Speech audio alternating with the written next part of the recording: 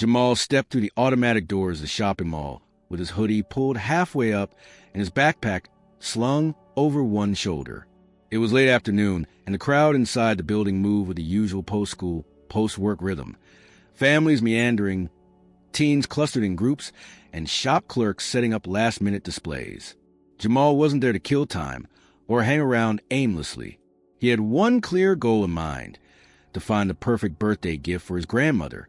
She had raised him since he was 5, when his mother passed away and his father disappeared into a haze of unanswered phone calls and court notices. She had taught him how to fold laundry, how to make cornbread, and most importantly, how to draw, not by instruction, but by sitting beside him at the table every evening while he filled notebook after notebook with doodles. Her birthday was in 3 days, and Jamal had saved up for weeks to buy her a new scarf, the kind she always admired in the department store windows. But as soon as he crossed the threshold of the mall, he felt it, that sharp, invisible pull of attention like a thread wrapping around him from behind. At first, he tried to ignore it. He walked past a pretzel stand, past a store with loud mannequins in neon outfits, and then past a brightly lit shoe store where a trio of kids about his age were laughing. But the feeling didn't go away. In the glass reflection of a display window, he saw the man, broad shoulders, stocky build, white uniform shirt tucked perfectly into his navy blue pants. The radio clipped his belt, and his eyes, always his eyes, glued to Jamal's every movement. Security. Jamal's stomach tightened. He slowed down, pretending to study the clothes in the window. Maybe the guy was just making his rounds. Maybe it had nothing to do with him. But when he turned down a new hallway toward the lower level, the man turned, too. Jamal's heart thudded harder. He adjusted the strap on his backpack and kept walking, faster this time, willing himself not to look suspicious even though he felt like a spotlight was aimed directly at his back.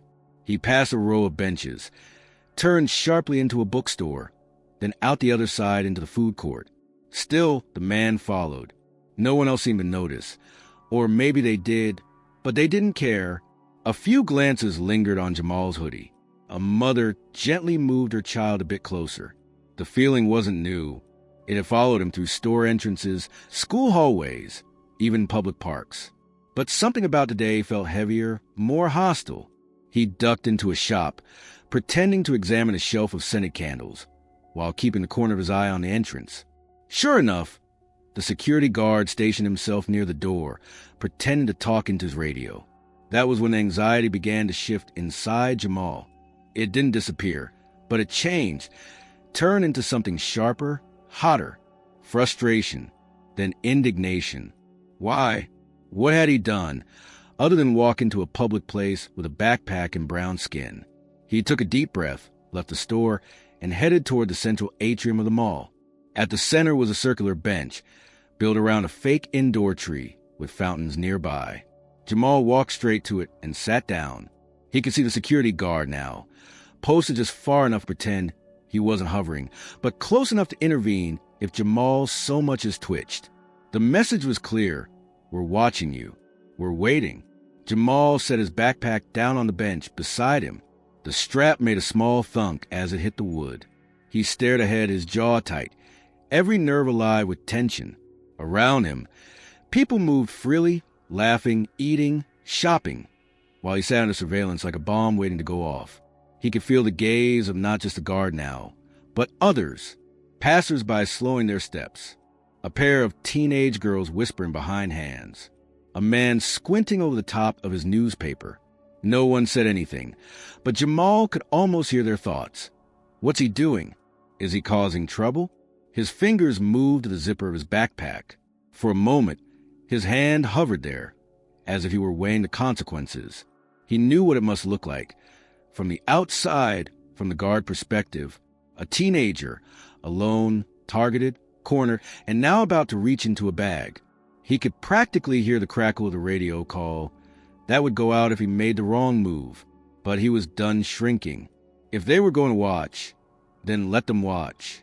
Slowly, deliberately, Jamal unzipped the bag. The fabric made a soft, rasping sound, loud in the silence that seemed to surround him. The security guard took a step closer. 2 women at a table nearby paused mid-bite. Jamal reached inside. What he pulled out was not a weapon, Not a stolen item, not anything that matched the anxiety around him. It was a weathered, tan leather portfolio, smudged at the corners and bulging slightly with paper. He placed it on his lap, opened it, and gently turned back the cover. Inside were dozens of sketch sheets, each one covered in pencil drawings, portraits, mostly. Faces of classmates, neighbors, a woman who sold churros near school, a man who fed pigeons at the park. Each face was drawn with care, detail, and emotion, lines that breathed life onto paper.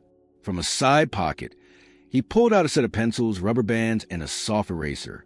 He looked up once, directly at the security guard.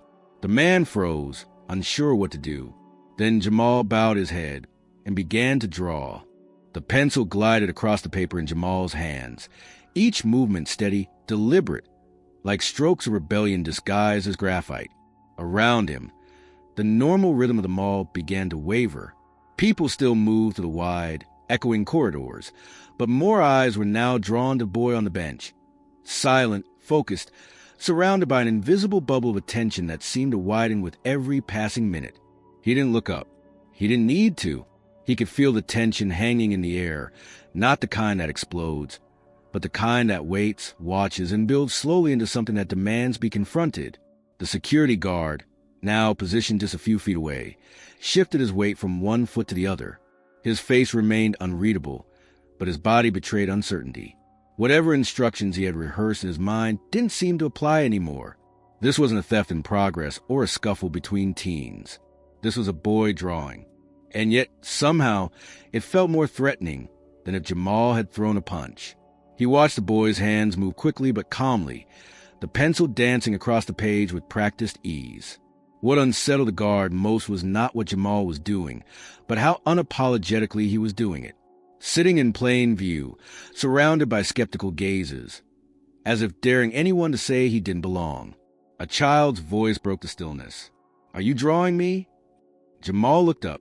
A little girl, maybe 7 or 8, stood a few feet away, her eyes wide with curiosity. Her hair was in puffy braids with pink beads that clicked lightly when she tilted her head. She pointed at the sketch pad. "You're really good," she said. Jamal offered a soft smile and angled the sketch pad toward her, revealing a fresh page where her outline had begun to take shape. "You don't mind?" he asked, his voice quiet but clear. She shook her head eagerly, then climbed onto the bench without waiting for permission. Her mother, who had been a few steps behind, arrived just in time to see her daughter sitting beside a stranger, one who, moments ago, had been the center of a very different kind of attention. The mother hesitated, her eyes flicking from Jamal to the security guard, then back to her daughter. But when she looked at the drawing, something shifted in her expression. She didn't pull the girl away. She stayed close but said nothing. Jamal began sketching her features with even more precision now, focusing on the roundness of her cheeks, the way her eyes sparkled with mischief and innocence. A small crowd began to gather, first 2, then 4, then 7 people. Some came out of curiosity, others because they had noticed a security guard and wanted to know what was happening. A few recognized the injustice for what it was and stayed simply to bear witness. One teenager took out his phone and began recording silently. Another, a woman in a business suit, whispered to a colleague, shaking her head as she watched. "He's just drawing," she murmured, "and that man's been watching him like he's about to rob the place." The weight of perception was shifting, like a seesaw slowly moving toward balance. Jamal kept drawing, letting the pencil speak, where words would have only deepened the divide. As the sketch neared completion, the little girl beamed. "That's me," she said, almost jumping with excitement. Her mother stepped closer, now visibly moved. "Do you sell your drawings?" she asked. "I'd love to buy that one." Jamal looked at her, surprised. "You can have it," he said. "No charge." The woman placed a hand over her chest. "That's very kind of you." Another voice joined in. "Do you take commissions?" It came from an older man in a leather jacket. "My wife's birthday is next week. Would love to surprise her." Jamal blinked, trying to process what was happening. Minutes ago, he had been a threat. Now, strangers were asking to pay him for something he'd always done quietly, in the background, as a way to breathe. Still, Not everyone in the growing crowd was moved by the transformation. A mall manager, dressed in a stiff gray blazer and armed with an overdeveloped sense of protocol, approached with clipped steps and a furrowed brow. He stopped just behind the security guard, who seemed unsure whether to step forward or remain still. "This isn't permitted," the manager said loudly, projecting authority. "You can't set up a business here without mall approval. This is private property." Jamal stopped drawing. The page froze beneath his hand, half finished. The child looked up at the manager with confusion. Her mother stood, pulling her closer protectively. "I'm not selling anything," Jamal said calmly. "Just drawing." "You're creating a disturbance," the manager replied. "This is not an art space. We have policies." A few murmurs rippled through the crowd. The man in the leather jacket scoffed. "He's literally just sitting and sketching." The woman in the suit folded her arms. "What policy says a teenager can't draw in a public seating area?" The manager glanced around, realizing he was outnumbered in sentiment but not in position. "Sir," he said, turning back to Jamal, "I'm asking you to pack your things and leave the premises." Before Jamal could respond, the little girl tugged at her mother's sleeve and whispered something. Her mother nodded and then turned to the manager. "Why is he being asked to leave?" she asked, voice firm. "Because he's drawing, or because he's black?" The words landed like thunder. The manager's mouth opened, then closed. The security guard looked at his shoes. Another phone rose into the air, capturing the moment. The tension that hovered at the edges of the scene now centered itself squarely on the man in the blazer, who found himself at the receiving end of the same scrutiny Jamal had endured silently minutes before. Jamal said nothing. He didn't have to. He closed the sketch pad gently, placed it back in his backpack, and stood. But instead of walking away, he looked at the girl and handed her the portrait. "It's yours," he said. "Keep drawing if you like it." She took it with reverence, as if holding a piece of magic. Then Jamal sat back down, not in defiance, but in peace, and slowly, deliberately, opened his sketch pad once more. The crowd stayed. So did the tension. But now, it was no longer weighing down on him alone. The murmurs around the bench grew into a quiet hum, the sound of the space collectively holding its breath. Jamal, still seated, still drawing, barely lifted his eyes from page, but he felt the pressure of expectation hovering all around him. What had started as surveillance had become spectacle, then something deeper. The crowd no longer saw a teenager under suspicion. They saw an artist in his element, calm amidst a storm not of his making. Still, it didn't mean the tension had vanished. It had only shifted, evolved into a more complicated silence that seemed to ask, "What now?" As the manager retreated reluctantly, stung by the sting of public scrutiny and too aware of the smartphones recording him, the security guard remained rooted in place. He hadn't said a word since the confrontation, but the stiffness in his posture betrayed the turmoil beneath. He had seen kids get escorted out for less. He had enforced the rules more harshly for smaller infractions. But this was different. Something about the stillness with which Jamal carried himself, something about the crowd now siding not with the uniform, but with the boy, made the ground beneath the guard feel less certain. From across the atrium, a pair of mall employees whispered behind a kiosk. One of them, a young Latina in a bright vest, recognized Jamal from school. She didn't know him personally, but she'd seen him in the art room during lunch breaks, always by himself, sketching quietly while others played loud music or scrolled through their phones. She reached for her own phone and began live streaming. Within minutes, the scene was duplicated across social media accounts, each frame showing the same image, a teenager drawing the middle of a shopping mall, while adults argued around him, as if summoned by the attention. Another figure entered the scene, a man in a navy suit with a laminated badge that swung lightly from his lanyard, Assistant Director of Operations. He approached with the cautious professionalism of someone used to de-escalating things quickly. The crowd parted for him, unsure of his purpose. He knelt slightly to speak to Jamal, without appearing aggressive. "Young man," he said, his tone calm, almost rehearsed, "I'm sure you understand this is an unusual situation." Jamal didn't stop drawing. He nodded slightly. "We're just trying to make sure everyone's safe and comfortable The man continued.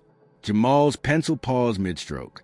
"I am safe," he said, "and I was comfortable until I got followed." The man hesitated, clearly aware that every word was being recorded. "Right.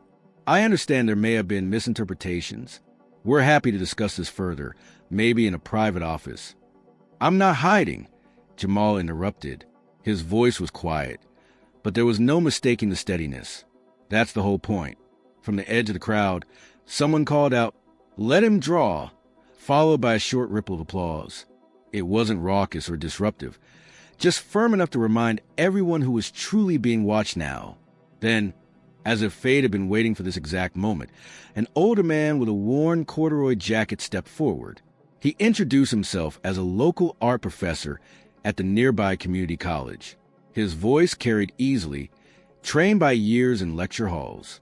"I've been standing here for 15 minutes, he said to the assistant director, "and what I see is a young artist doing exactly what art is meant to do: stir the public, provoke thought, and challenge narratives.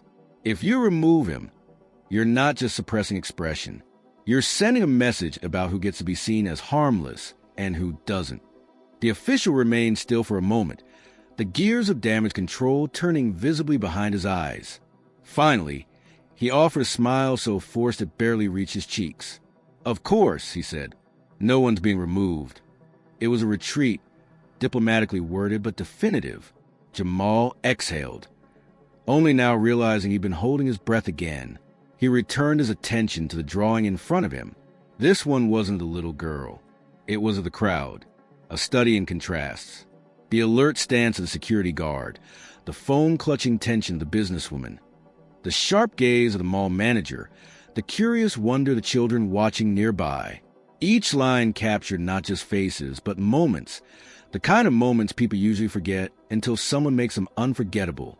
Without fanfare, Jamal turned the page and began again. A few younger kids stepped closer. One of them, a boy with glasses and a Spider-Man hoodie, asked shyly, "Can I draw too?" Jamal didn't hesitate. He pulled a second sketch pad from his bag, less full, slightly worn, and handed it over. "Go for it." The boy sat beside him, cross-legged on the tiled floor, and started sketching what looked like the fountains in the distance. More children joined. Some asked questions. Others simply sat and watched. The tension that had previously crackled in the air now softened into something more collaborative. It wasn't peace, not fully, but it was presence. People choosing to stay, choosing to witness, even if they weren't entirely sure why. Then, without warning, a loud buzz erupted from a nearby phone. Then another, a flurry of notifications. The video was going viral. Thousands of views. Then tens of thousands. Hashtags began circulating. Hashtag let him draw. Hashtag seen in silence. Hashtag art not threat. Jamal's name was being mentioned. The mall's name, too. At the periphery, some patrons began filming their own commentary. "I came here to shop and ended up watching something beautiful," one woman said. Another man recorded himself in front of the crowd. "This is what change looks like." A pencil, a sketchbook, and the courage not to walk away. The security guard, who had now moved a little farther back, pulled out his own phone and began typing something. His fingers paused on the screen. Whatever words he considered sending, he deleted, then typed again. Jamal, unaware of the digital storm he had sparked, continued sketching. His face was calm, almost serene. There was no victory dance, no smugness, just the quiet discipline of someone doing what they loved, surrounded by people who were finally seeing it for what it was. By the time the mall's overhead lights began dimming slightly for the evening shift, the bench around Jamal had become more than a seat.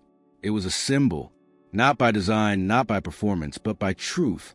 And the truth had never been so impossible to ignore. The light in the mall had started to shift. What had been sharp and sterile under the fluorescent panels earlier now gave way to the mellow glow of late afternoon. It softened everything. Shadows stretched longer across the tile floor. Reflections in storefront windows blurred. But even as the environment mellowed, a new kind of tension had begun to simmer beneath the surface.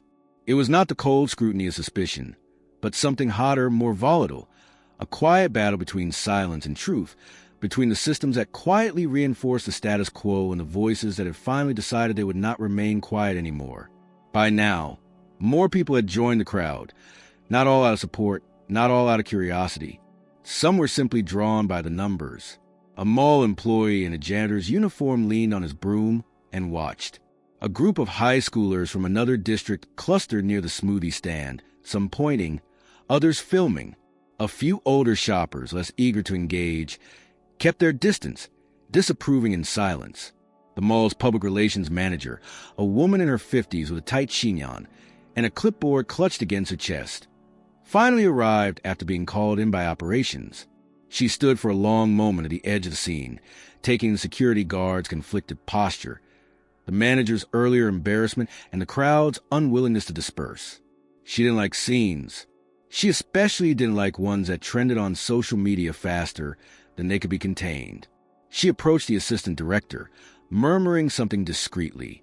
Whatever she said made him stiffen. They exchanged a few more quick words before the woman, whose name tag read Mall Communications Lead, D. Harper, stepped forward with the carefully modulated calm of someone who had dealt with enough corporate crises to know how to sound reasonable without making concessions. "Ladies and gentlemen," she began, projecting just enough to be heard but not enough to seem aggressive. "We appreciate your presence today and your interest in supporting creativity. However, the mall has policies in place that require prior approval for organized activities in common areas, especially when they begin to attract large gatherings." Her words were strategic, deliberate, never once mentioning race, never naming Jamal directly, yet clearly targeting him as the nucleus of a now inconvenient spectacle. Jamal paused his sketching. His body remained still, but his eyes, sharp and unblinking, met hers across the open space. Around him, the children who had joined him with pencils and pads looked up, sensing something shifting again. Their hands stopped moving. The moment hung like a fragile wire between two towers. One wrong move, one careless word, and the balance would snap. The crowd responded first. A man near the back, holding a coffee cup and wearing a construction vest, called out, "You all weren't concerned when people were sitting here eating for hours." But a black kid with a sketchbook is a liability now. Another voice followed, this time from a younger woman holding her toddler. "He's not hurting anyone. He's just drawing. You want to shut that down because your guard followed him for no reason." The PR manager lifted a hand in a vague gesture of control. "We understand your concerns. This is not about race." A middle-aged black woman in the crowd stepped forward abruptly. Her presence was quiet but firm, and when she spoke, her voice cut clean through the growing noise. "That's exactly what it's about. Let's not pretend we don't all know what happened here today." That boy sat down, and instead of being left in peace, he was treated like a threat. And now that people are watching, now that it's online, you want to clean up instead of own it. The woman's words drew a short, collective breath from those around her. Jamal looked at her, his throat tightening slightly. He didn't know her. He didn't need to. She had said what he'd been carrying in his chest since the first moment the security guard's eyes had followed him down the hallway. The guard finally stepped forward. His name tag read B. Langston, though few had noticed until now. His voice was quieter than expected, low and rough. "I didn't know what he had in the bag," he said. "I was following protocol." Someone near the front scoffed. "Protocol for what? Being young and black in a hoodie?" Langston looked down. He didn't argue. He didn't try to defend what couldn't be defended. He stood there, the weight of his uniform heavier now, as if the badge itself were pressing against his chest. Then, with visible effort, he lifted his gaze and turned to Jamal directly. "I made a mistake," he said, voice unsteady. "I saw what I thought I was trained to look for, but I didn't see you. I'm sorry." The words hit the air like stones tossed into a still pond. Ripples radiated outward, uncertainty, surprise, disbelief. Some people murmured approval. Others remained skeptical. The apology didn't erase what had happened. It didn't undo the unease, the damage, the familiar ache of being misread and mislabeled. But it was something. It was more than most had expected. Jamal looked at him for a long moment. Then he reached into his bag, not abruptly, but gently, with the same deliberate grace he had shown all day and pulled out a smaller sketchbook, one he hadn't opened yet. He flipped through a few pages, then stopped at one. He held it out. It was a portrait of Langston, the security guard's face, captured not in authority or suspicion, but in quiet thought, drawn with the same dignity Jamal had offered every other subject. The lines were firm, the shading precise. It didn't flatter, but it humanized. Langston stared at it, unmoving. "I drew it after you stepped back earlier," Jamal said. "Didn't think I'd give it to you, but maybe you should have it." He didn't say it with venom. He didn't smile either. It was not forgiveness. It was truth, and truth, spoken plainly, had its own gravity. Langston accepted the drawing with both hands. For a moment, his mouth opened as if to speak again. Then he closed it. He simply nodded. The crowd, unsure what to do next, remained quiet. From behind them, the sound of a voice calling out caught their attention. It was a girl Jamal had drawn earlier, holding her picture proudly, weaving through the legs of adults with a fearlessness only children carry. "My teacher said this week we had to write about someone brave," she said aloud, approaching Jamal once more. "I'm going to write about you." Jamal looked down at her, and for the first time all day, his composure cracked just slightly. Not enough to bring tears, not enough to draw attention. Just a brief shift in the eyes, a softening of the mouth, a blink that lingered. "Thanks," he whispered. The moment, small and tender, slipped between the bigger conversations, but it was the one that mattered most. As the crowd began to disperse, slowly, thoughtfully, some approached Jamal to shake his hand. Others simply nodded. No grand statements, no viral declarations, just a quiet acknowledgement that something important had unfolded there, something that had started as confrontation, but ended in something else. Not resolution, not closure, but recognition. And sometimes that was enough to begin change. The following morning, the mall looked the same as it always had. Glass doors glinting under the sunlight, the smell of fried food drifting from the food court, the dull murmur of crowds flowing in and out. Yet for those who had been present the day before, the place would never look the same again.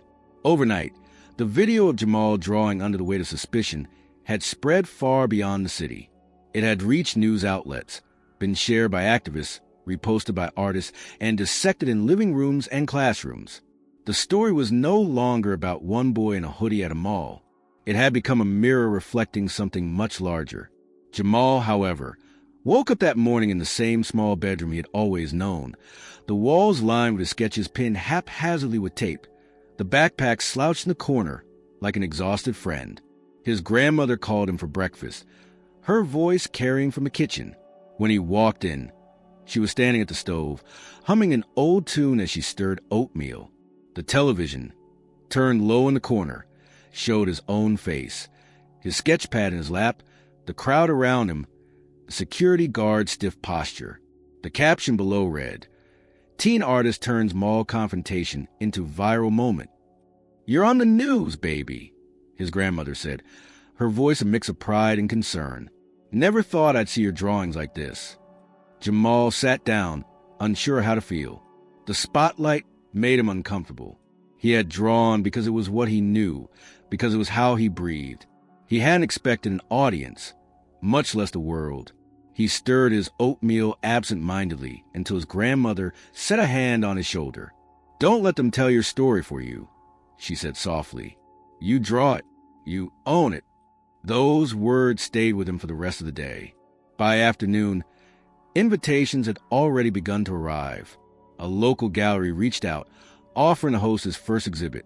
The community college professor who had spoken up the day before called and asked if Jamal would consider teaching a workshop for younger kids. Even the city's newspaper wanted to run a feature on him, framing him as the artist who had turned prejudice into art. Each request was another layer of attention, another demand on a boy who had only wanted to buy a scarf for his grandmother's birthday. But Jamal didn't run from it. He said yes to the gallery, not because he wanted fame, but because he wanted people to see the faces he had drawn, to understand that each line represented a life worthy of being noticed. He agreed to the workshop, because he saw himself in the children who had sat on the mall floor with borrowed pencils, their eyes wide with possibility. And when the newspaper came, he didn't posture or embellish. He simply told the truth, that he had been followed for existing, that he had chosen to draw instead of shrink, and that art had saved him more than once before. A week later, on the night of his grandmother's birthday, the gallery held his exhibit. It was modest but filled with people, neighbors, classmates, strangers who had seen the video. His drawings lined the walls. The Cho vendor, the pigeon feeder, the girl with braids, even the security guard. Each face was a story, each story a piece of Jamal's world finally made visible. His grandmother walked through slowly, her cane tapping the polished floor, her eyes watering with each sketch. When she reached the last wall, she stopped, her hand trembling against her chest. There, framed carefully, was a portrait of her. It wasn't new. Jamal had drawn it weeks earlier in secret, late at night under the dim light of his desk lamp. But seeing it framed, lit, and surrounded by all the others transformed it.